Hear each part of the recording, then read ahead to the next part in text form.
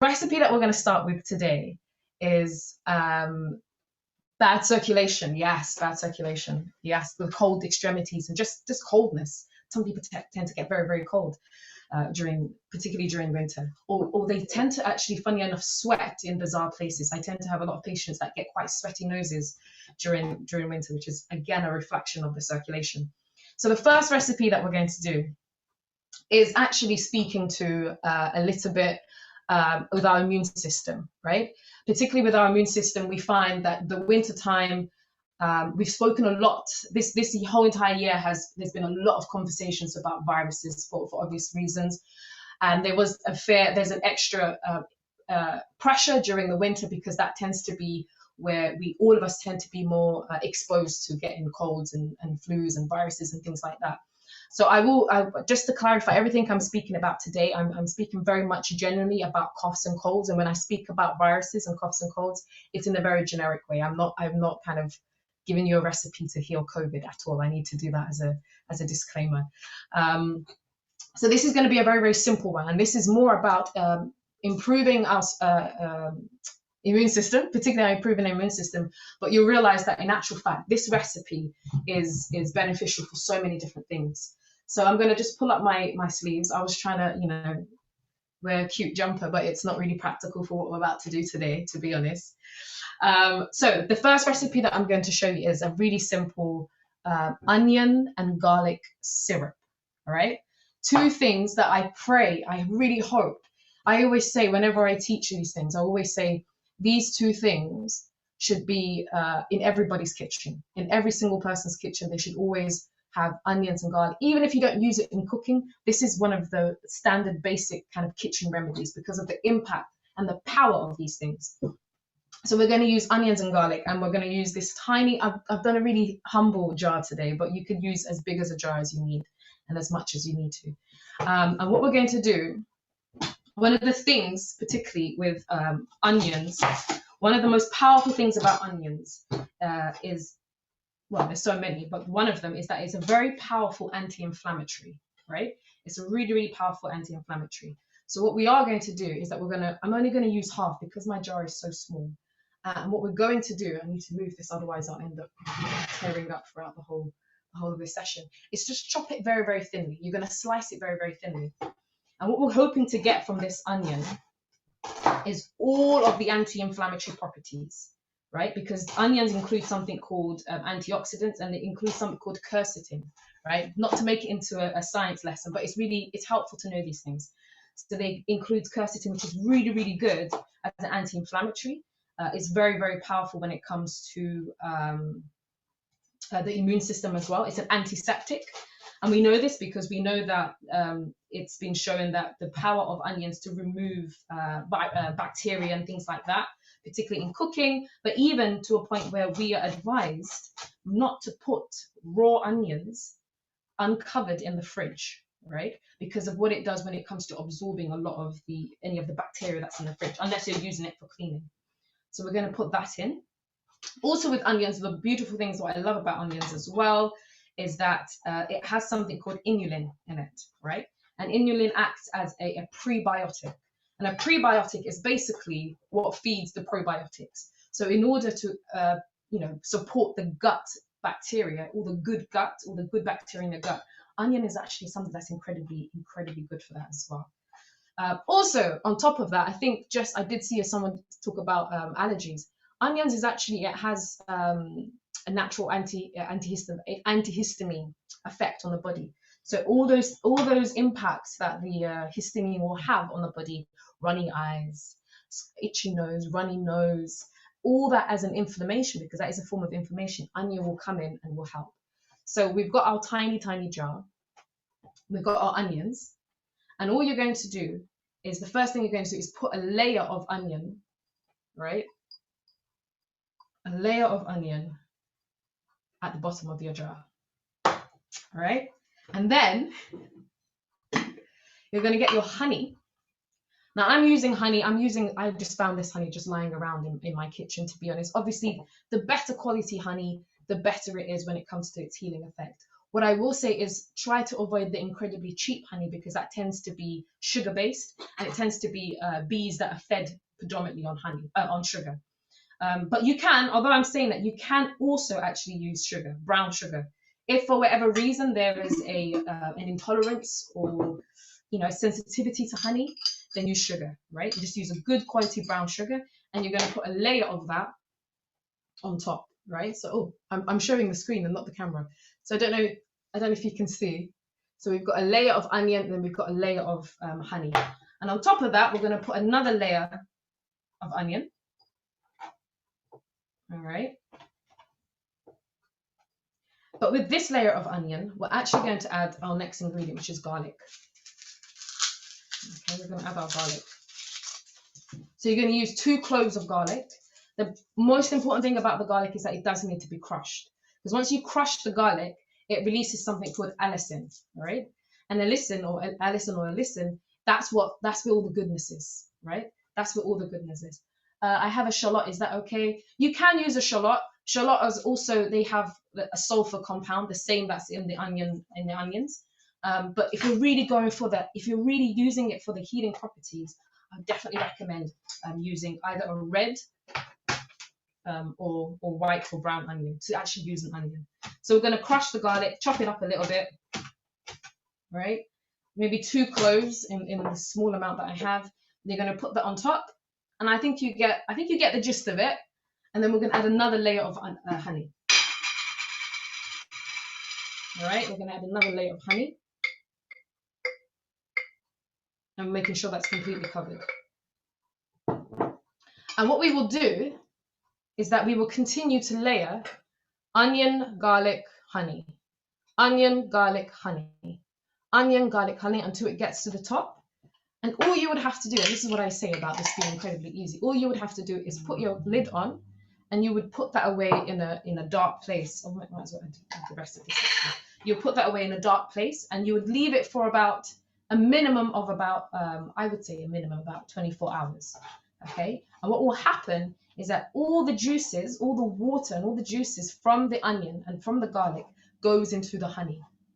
And so you end up having a honey, almost like a honey infused garlic and onion. How much honey are we using? It just needs to make sure it covers that layer of onion or garlic.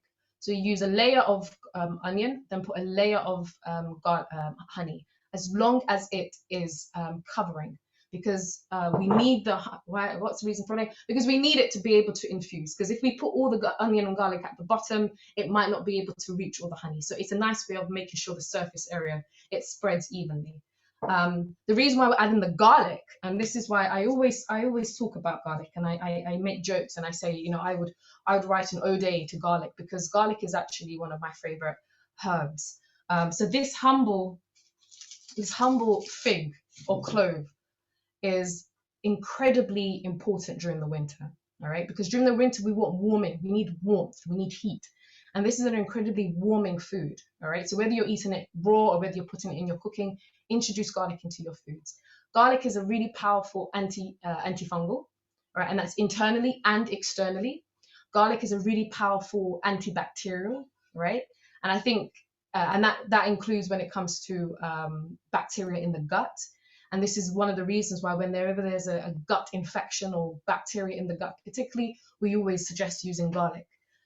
Also, on top of that, garlic has now been proven to be quite effective when it comes to cholesterol, right?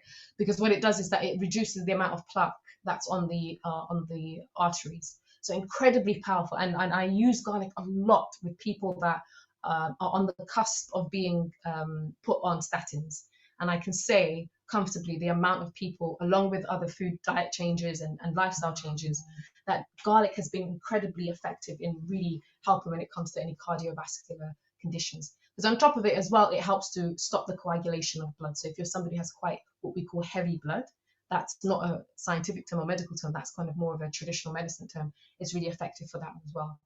Most importantly, it increases white blood cells. I must say, increases white blood cells, not to a point where it can allow your white blood cells start to attack your own blood, but definitely it increases it to a point where it's very powerful when it comes to our immune system. Why I love to use this in a syrup, because I don't know how many of us would be happy to chew on a clove of garlic. My brother, who just does everything to the extreme. I remember he was coming down with a cold, and I was like, look, you need to get some garlic in you. And I literally saw him like chew like into garlic. That's, if you can do that, yeah, great. But as a general note, most of us aren't going to be able to kind of chew raw garlic. And also on top of that, some of us might find raw garlic quite sensitive, and that's something to point out, that sometimes raw garlic can be quite sensitive on the gut because it's so hot, there's so much heat in it. So this way with the honey, it's a really, really beautiful way of getting it into the system and actually using it into the system. And to a point, if you have children, maybe from about 4-year-olds onwards, ones that are around me, which to be honest, they don't really have too much of a choice, but they can actually, it's palatable, right? It's palatable to a point where you can actually take about what I say for children to take about 2 teaspoons of this, and for adults for about maybe 4 to 6 teaspoons throughout the day. And this could be something that you might want to kind of just have throughout the day. But also on top of that, I would also say if you've got a little bit of a tickle in your throat, if you can feel something coming along, start taking it. Once you do have something coming along, start taking it. If you've got a wet cough, if there's a lot of catarrh on the chest, start taking this and take it until it starts to disappear, because it does have expectorant properties, which means it helps to bring up, if you've got something on the chest, like catarrh on the chest, will start to bring it up as well. It's really, really powerful, really, really beautiful. It's also, as a general thing with garlic, it also helps to remove worms from the body. So as a general thing, and I tend to recommend people do this as throughout, maybe in the springtime, I tend to do like a bit of a garlic cleanse, right? Which means I tend to use raw garlic in the morning as a general cleanse out for me, just in case there's just as a general cleanse. And that's only in the spring, and it's potent and it's antisocial. Maybe now would be a great time to start using garlic, because you're not going to really be around too many people, so it doesn't really matter. But yeah, start using it. And let me think if there's anything else I've forgotten to mention. No, so that's our first recipe. Are there? I can see there's quite a few questions, but are there any questions? I don't know if Kate, if you want to come in, if there's any questions that you're picking up on.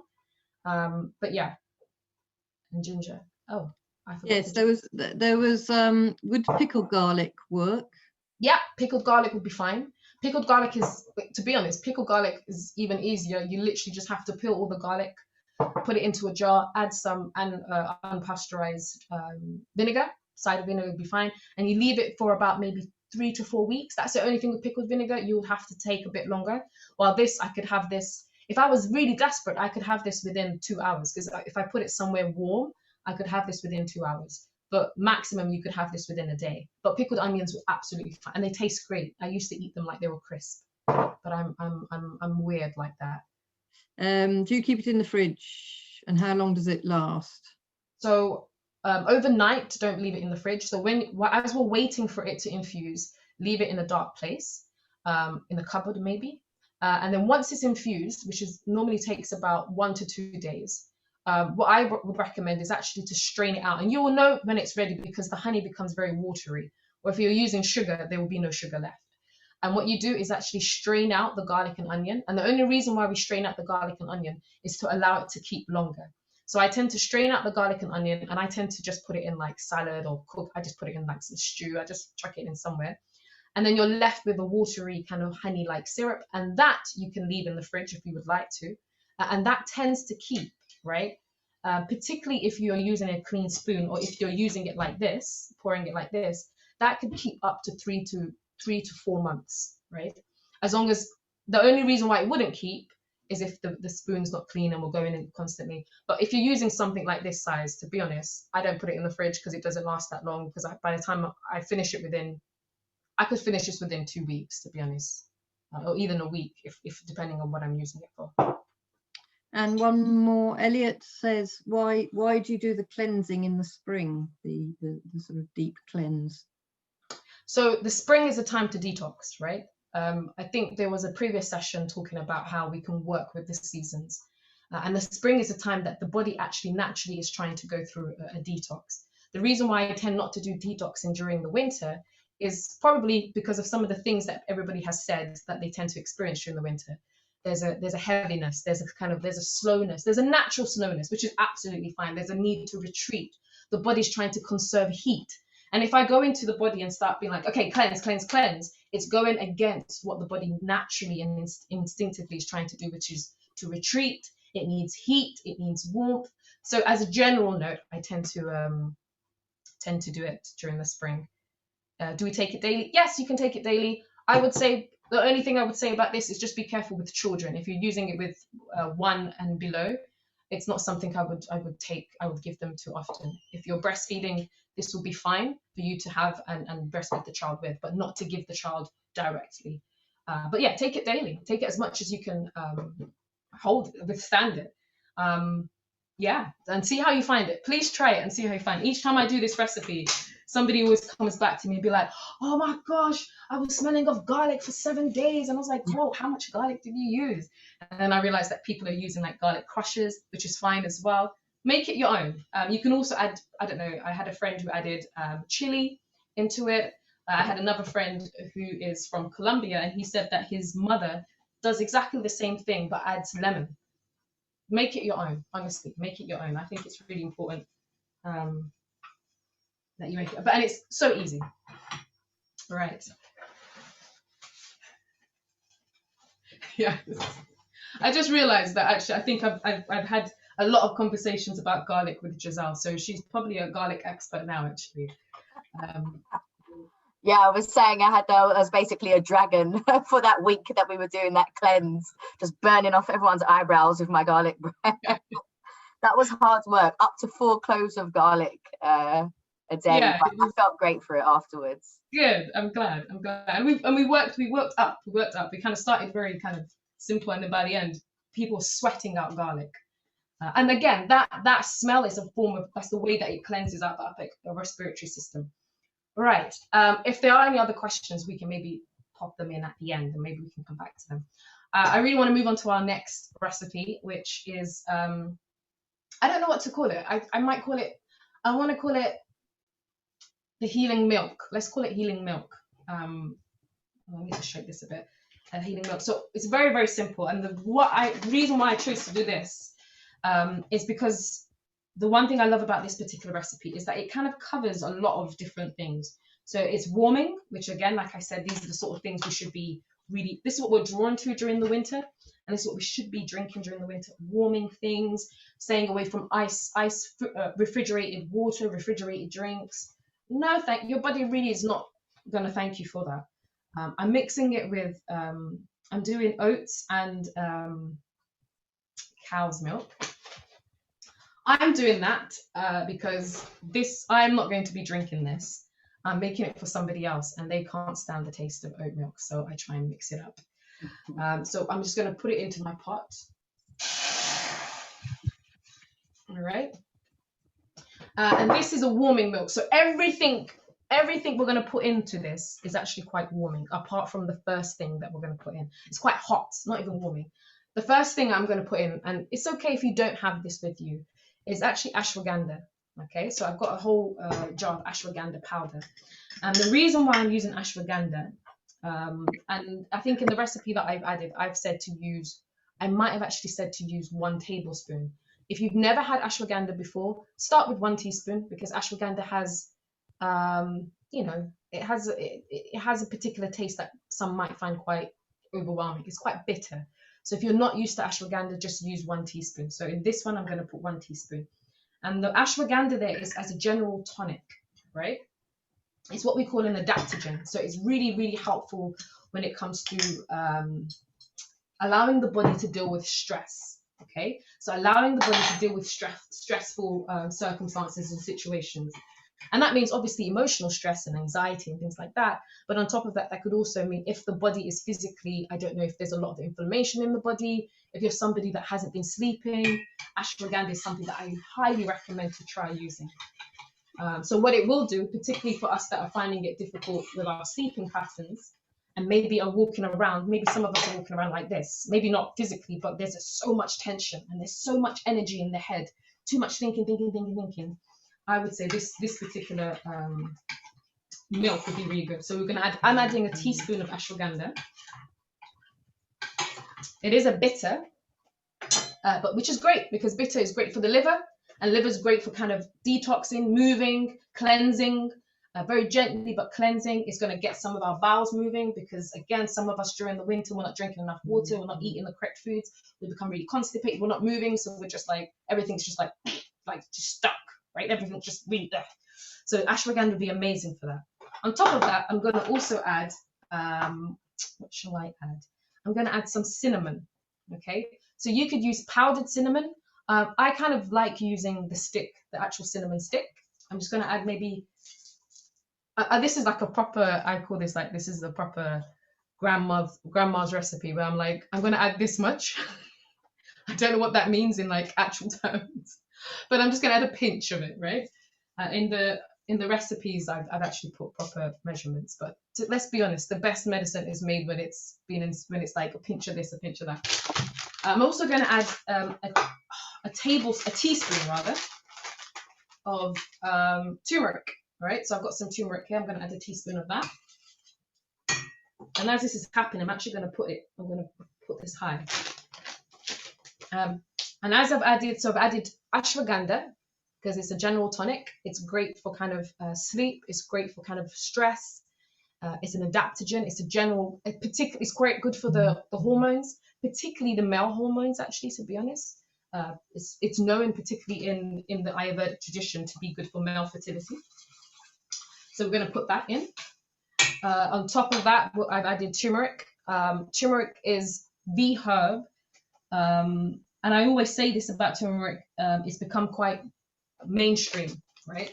So turmeric is really, really powerful as an anti-inflammatory. The curcumin that I think maybe some of us might have come across in the health food shops, the curcumin is very well known to be a very, very powerful anti-inflammatory, to a point where this is quite useful when it comes to some of those aches and pains that we're experiencing during the winter.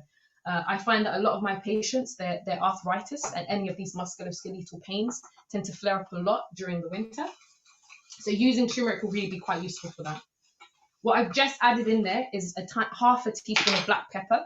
And I'm also going to add, I don't have any dried ginger with me, but I would have added some dried ginger. Oh, I do. So I'm going to add half a teaspoon of dried ginger. So both the black pepper and the ginger are warming, right? And when I use the term warming, what it's basically doing is energetically, it's heating the body, right? But then also, if we look at what it does, is that it's going to basically increase the circulation of blood throughout the body, particularly, and I think, I can't remember who said, particularly to the extremities, right? Particularly to the hands and the feet, the places where the blood, sometimes the blood flow is a little bit restricted or a little bit kind of, it needs a bit more. Ginger, black pepper is going to really help with that. And even to the head. So the head, the hands and the feet, these are the areas that sometimes the blood kind of has to kind of go, needs a bit more help. Ginger and black pepper will be amazing for that. Also, what ginger and black pepper will do is it will help the absorption of the turmeric. Now, turmeric is not something, particularly curcumin, which is that the yellowness of turmeric. It's not something that is absorbed very easily in the body, right? The bioavailability of curcumin is very, very low. It needs to be with something in order for it to absorb. So black pepper, which has something called pepperin, really multiplies the absorption times 10. You could also, and on top of that, and this is why I love looking at the traditions, on top of that, the milk that we're using, particularly if it's fatty milk, fatty dairy milk, if I'm going to be really honest, also helps to absorb the curcumin as well. And that looks at the tradition. In the Ayurvedic tradition, they tend to use turmeric and milk as a tea.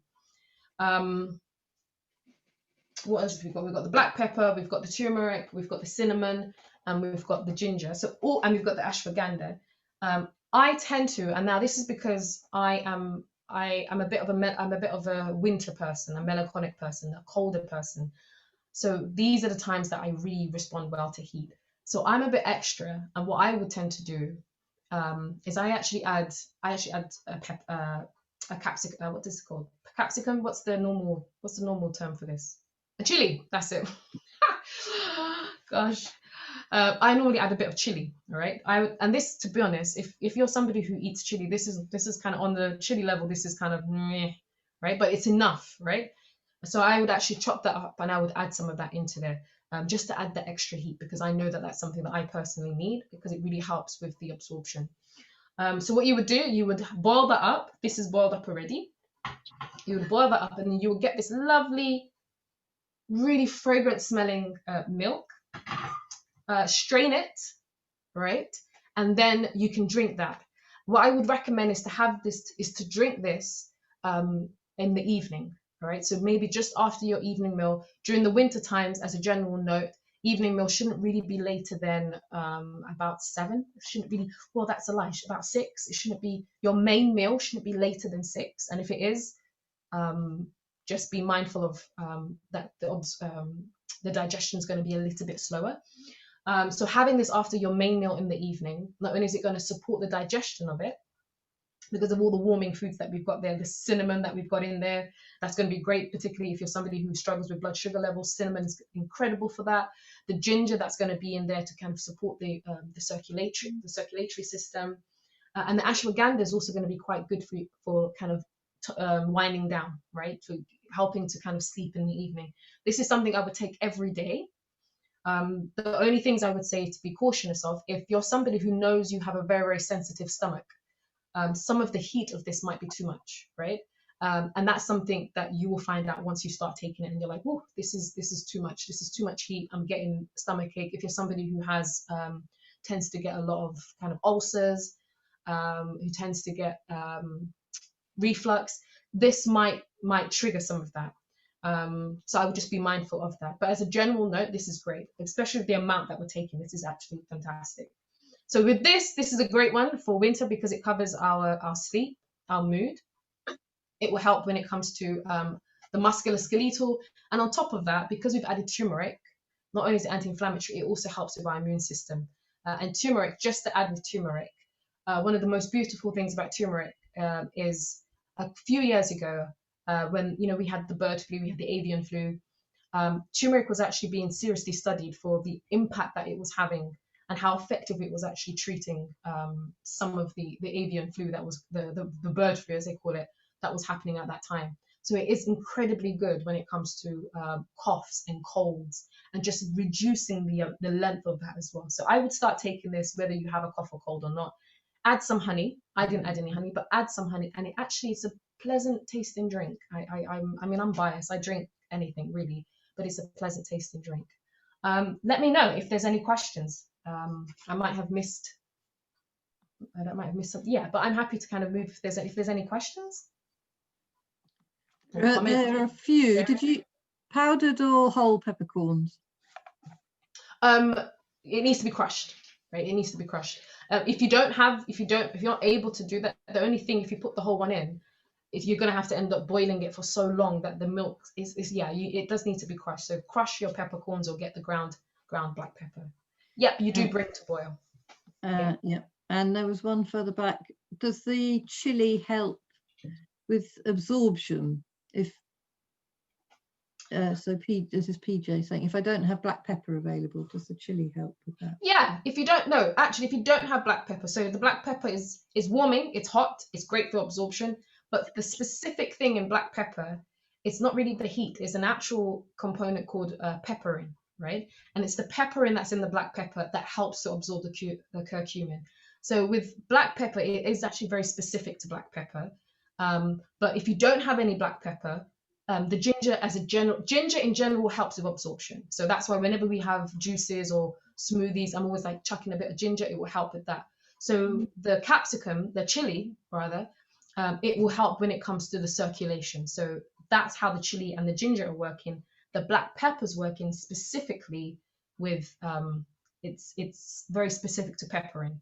And that's why I would say when you see it in the shops, curcumin in the shops or turmeric in the shops, always have a look and see what's in there, what's in the curcumin or in the capsules with it, because just putting turmeric in a capsule, I mean, it's gonna be great for you, but it's not gonna be as effective as if when they mix it with pepperin.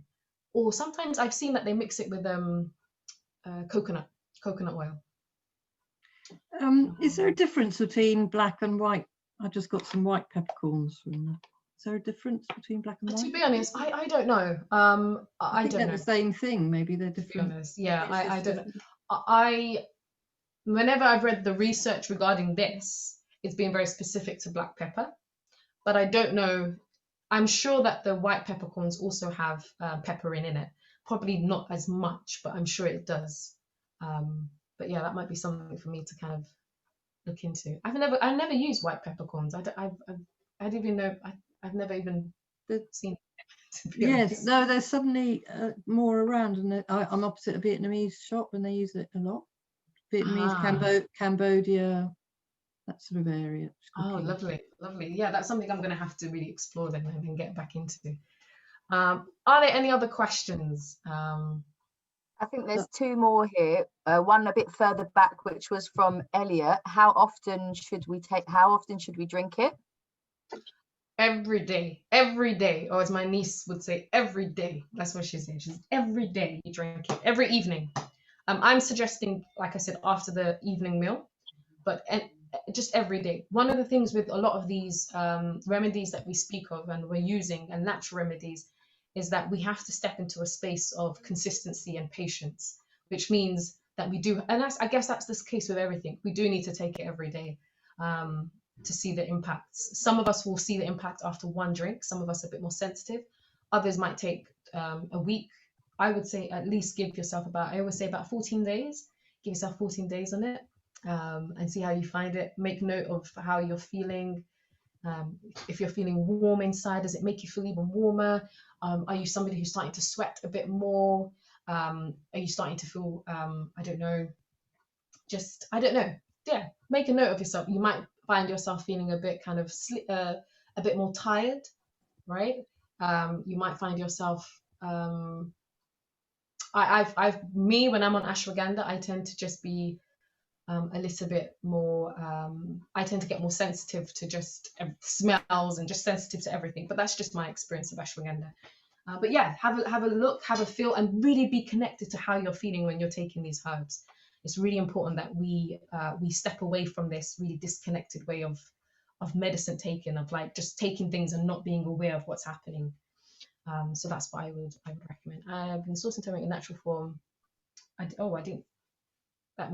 sourcing turmeric in a natural form as a tuber from the tuber, but I can, yeah, you know what? If you can get.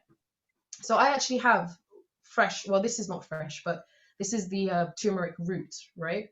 So what I tend to do, I tend to get it from, you can get the, in the UK, we have the Indian shops. They tend to sell these little turmerics, huge amounts. I tend to just buy a bag and you grate them, and you could grate so for the amount that we just made now, I would have to grate. So for about half a teaspoon, I would grate this much, okay? So half a teaspoon of dried turmeric, I would grate about this much, right? So you always need a bit more of the raw version than you do of the powdered. So I don't know if everyone can see that. It just looks a bit, I don't know. Look, just to get you the perspective, right? That much is how much I'm using for half a teaspoon. And you can just put that straight in. What's beautiful about this is that when you strain it out, you're going to get all this sediment, right? What you do with this sediment stuff, collect it. And if you're somebody who you can either use it as a face mask, right? Or if you're somebody who has any aches and pains, any joint pain, you put it on the joint pain and you wrap it, right? And you basically you're making a bit of a poultice using that, and it smells great. And at the end you lick it off. No, you don't lick it off.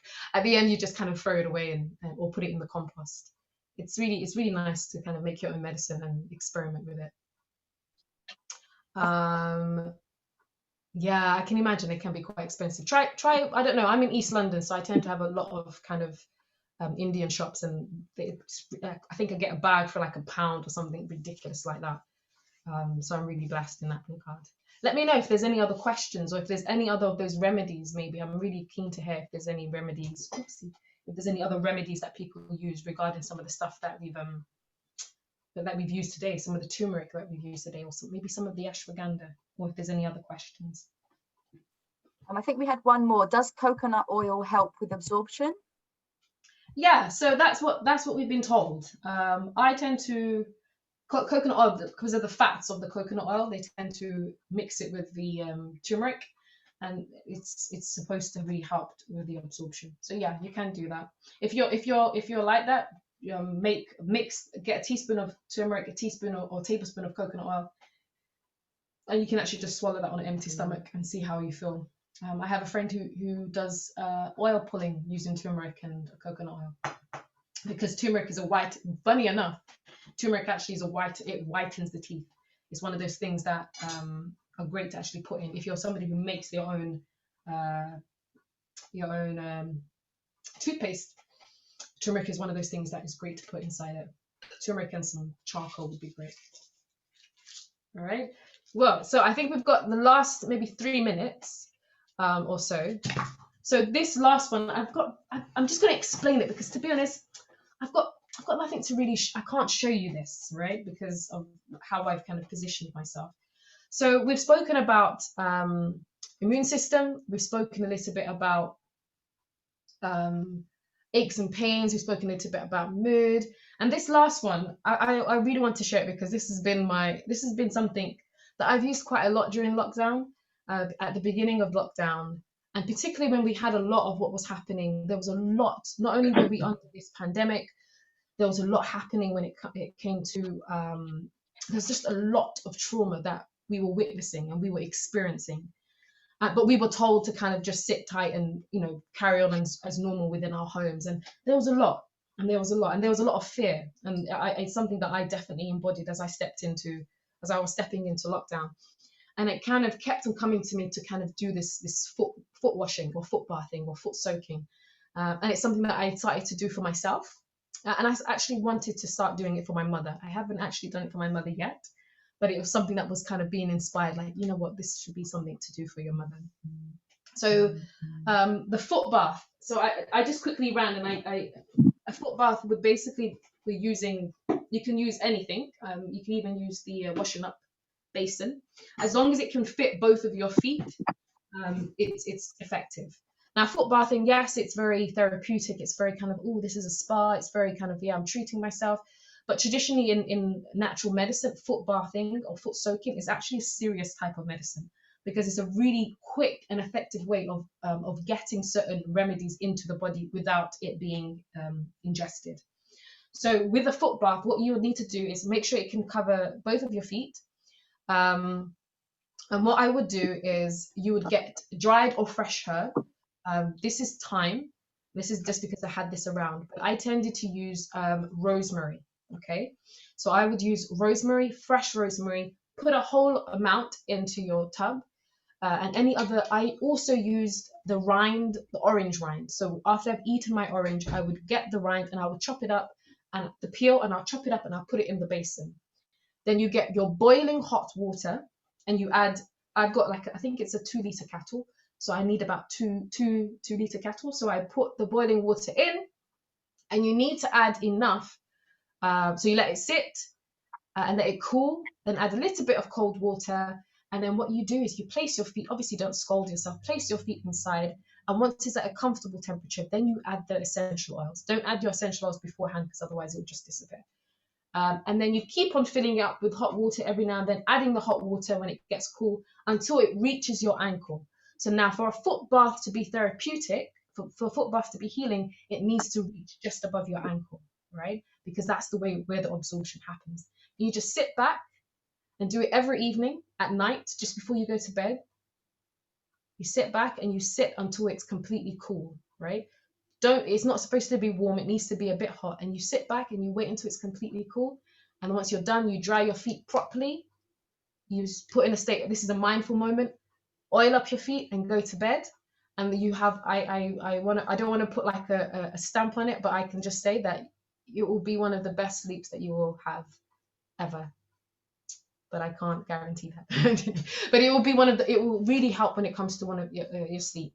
And particularly if you're somebody who has a lot of headaches throughout the day for no apparent reason, if you're somebody who's like an overthinker, too much thinking, bring the foot bath into your life, because what it's basically doing, the foot bath is drawing the heat from the head to the feet, and it's removing it, it's releasing from the feet. So yeah, I would maybe another time we can do an online foot bath. I did that session about 2 weeks ago, and it is quite nice. It is really nice, and you can do some meditation as your foot is bathing. I did some chanting, I did some dhikr, and it was really nice. And it helped me kind of really take away a lot of this mind aspect regarding a lot of the trauma that was happening. But thank you so much. If there are any questions or comments, I don't know if we've got time for that, but yeah, it'd be really nice if there's anything else. And I'll hand you back over to Kate and Giselle. But thank you so much. Oh, thank you so much, Rabiah. That was amazing. I'm definitely going to be making all of those remedies as soon as I come off this call. We have got literally a couple of questions, I think maybe 2 questions. And now I can't find them. No, I can. Would you freeze? Someone's asked, would you freeze the turmeric like you do ginger and grate from frozen, or can you? Yeah. So I'm going to be honest. I think it's better to grate it and then freeze it. This was frozen, so it's very watery. But I'm only going to boil this. I'm not going to do anything else with it. So yes, you can. Yes. Great, thank you. And the second one was from me. Why rosemary and orange rinds? Because I thought rosemary was a stimulant, so I wouldn't naturally think to put that in to a soothing foot bath. So I'm really interested. Yes, excellent. So the reason why I put rosemary in is, although it is a stimulant, it is it's a circulatory herb, right? So it helps when it comes to bringing the blood to the head and bringing the blood to the hands and the feet. I put it in because in doing that, right, in that kind of warming action, it actually has a really calming effect, right? In having that action of bringing the blood flow to the head, bringing the blood flow to the hands and the feet, and drawing it in a more kind of equal way, it actually has a calming effect. Some people might find it stimulating. I don't know, as a foot bath, but yeah, I find it quite. And the orange rind, I don't know. I just put it in, to be honest. I'm putting it there more of a cleansing thing, but I just like the smell of it as well. Intuitive. Okay, thank you. We had one question, Anita, about the oat soaking. Anita was asking, what is oat milk? And I just kind of said that it's a milk-based that's oats soaked in water, I think, that you can buy from the shops. But do you know anything about I've never made oat milk myself. Yeah, you can make it. To be honest, they're really making a lot of money from us here. But it's basically the water from the oats being soaked. And what you would do is squeeze it, and you would squeeze it out. Some people actually blitz it up, but you squeeze it out, and it's basically oat water, so to put it. But it has a milkiness about it, and they add a bit of salt. It tastes okay, but not everybody likes the taste. Lovely. And I think we've got 1 minute left, so there's one more message. I will say PJ Samuels suggested, Anita, there's lots of recipes online for oat milk, so if you did want to go and find them, they're readily available. And then from Veronica, we've got what essential oils would you add into the bath as a so for that nighttime? Lavender, rose, sometimes patchouli. If you've got a lot of congestion, maybe some eucalyptus, whatever because we're mixing it with water, we can be, as long as you know you don't have a particular sensitivity, whatever smell you're feeling drawn to, put maybe 2 or 3 drops into the tub, and just sit back and make it into a ritual for you, a bedtime ritual for you. It's lovely. I recommend it so much. PJ asks if you can use, if no essential oils, could they use olive oil? No, it wouldn't. So you can the essential oil is more for the smell, if I'm going to be very honest, because it evaporates so quickly. But it's more as you're getting the healing from the smell. So olive oil, you can use olive oil afterwards. Oil up your feet with olive oil. Do it. Like, that sounds a bit demanding, but yes, you can do that. But don't use it as a smell. Don't use it with the water. Brilliant. Great. Thank you so much, Rabiah. We are so grateful to have you in this space. You've just provided so much knowledge that, yeah, I think I'm glad you look at like how I feel this morning. Super sleepy. Where are you, Lakeisha?